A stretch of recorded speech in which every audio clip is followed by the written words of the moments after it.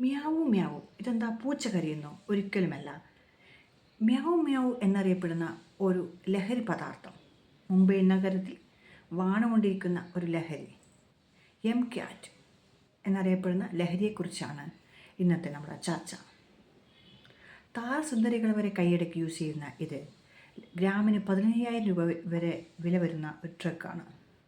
പ്രധാനമായും ഇന്ത്യൻ മാർക്കറ്റിലും അത് ഇറങ്ങിത്തുടങ്ങിയിരിക്കുന്നു.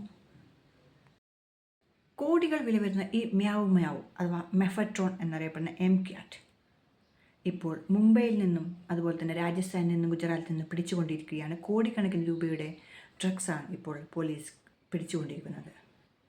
ഇത് സപ്ലൈ ചെയ്യുന്നതാകട്ടെ മുംബൈ അധോലോക മാഫിയയിൽ നിന്ന് മരിച്ചുപോയി അല്ലെങ്കിൽ അന്തരംഗം ചെയ്യപ്പെട്ട ഡി കമ്പനിയും.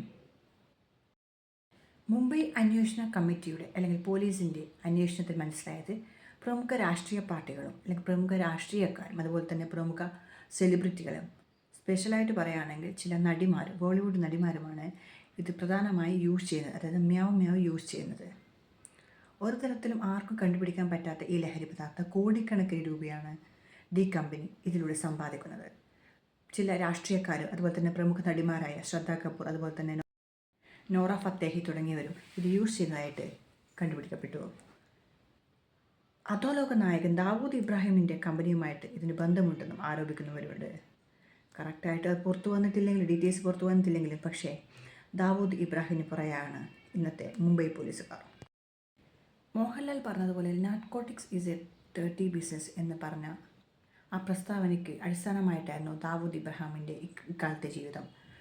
പല്ലുപോയൊരു സിംഹം പോലെ ഗുജറാത്തിൽ കഴിയുകയാണ് അദ്ദേഹം. ഈ അടുത്താണ് ഡി കമ്പനിയുമായി പുനർജനിച്ചത്.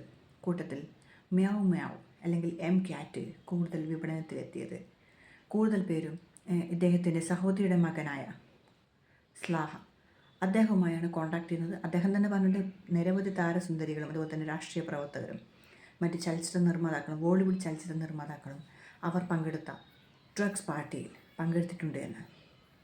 കള്ളക്കടത്തും മറ്റുമായി നടന്നിരുന്ന ദാവൂദിൻ്റെ ഡി കമ്പനി ഇപ്പോൾ മയക്കുമരുന്ന് കൂടി സപ്ലൈ ചെയ്യുന്നുണ്ടെന്നതിൽ ഞെട്ടിയിരിക്കുകയാണ് ലോകം.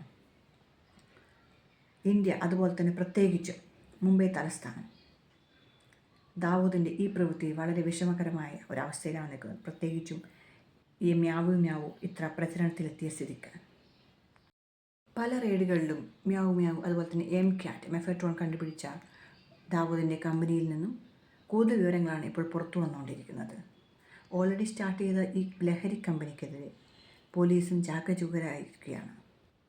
കൂട്ടത്തിൽ ദാവൂദ് ഇബ്രാഹിമിൻ്റെ ഈ പുതിയ തലപൊക്കൽ എല്ലാവർക്കും ഒരു ഭീഷണിയാകുമോ, മുംബൈ പോലീസിന് തലവേദനയാകുമോ എന്നറിയാൻ വേണ്ടിയിട്ട് നമുക്ക് കാത്തിരിക്കാം.